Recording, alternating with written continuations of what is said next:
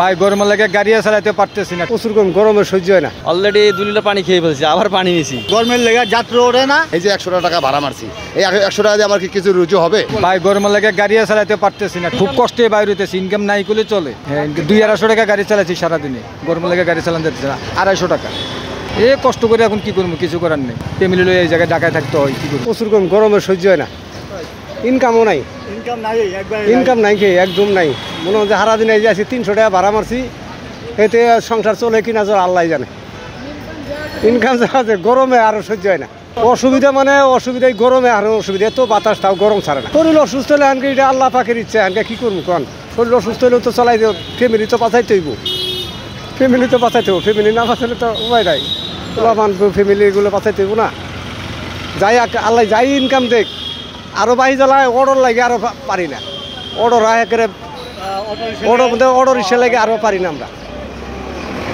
Auto rickshaw করে মানে যাত্রী উঠতে চায় না, যাত্রী নাই। গরমের লেগে যাত্রা ওঠে না। তারপর অটো রিক্সার জন্য আমাকে পাওয়ার রিক্সা খুব একটা অসুবিধা, আমরা খেপ পাই না। অনেক কম হয়েছে যাত্রী। অসুবিধা কী করা আছে, আল্লাহর ইচ্ছা। গরম একটু আজকে আর বেশি করতেছে, বেশি রোদের মানুষজন হাঁটতেছে না, অত রিক্সাও লোকজন উঠতেছে না। এই যে 100 টাকা ভাড়া মারছি, এই 100 টাকা দিয়ে আমার কি কিছু রুজু হবে?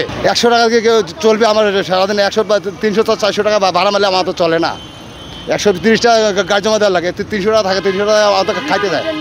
আর অটো রিক্সার জন্য তো আমরা পাত্তাই পাই না। অটো রিক্সা তো আইয়া ভাত করে নিয়ে যায়, গাড়ি যাত্রী নিয়ে যায়, আমরা তো পারি না। ওকে তো শরীর ঘামে না, আমাকে তো শরীরে ঘাম পড়তেছে, আমরা পারি না। অসংখ্য গরম পড়ছে, এই গরমে আসলে বাইরে বেড়াটা খুব অসম্ভব, কারণ এই বাইরে বেড়ালে খুব অসুস্থ লাগতেছে, ক্লান্ত, আমি পুরো ক্লান্ত হয়ে গেছি।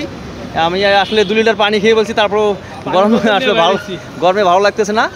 অলরেডি 2 লিটার পানি খেয়ে ফেলছি, আবার পানি নিছি। যে গরম, এই গরমে আসলে বাইরে হওয়া প্রচণ্ড কঠিন আর কি, প্রচণ্ড গরম পড়ছে আর কি। তারপরে বের হয়েছে একটু কাজে, একটু কাজে বের হয়েছি।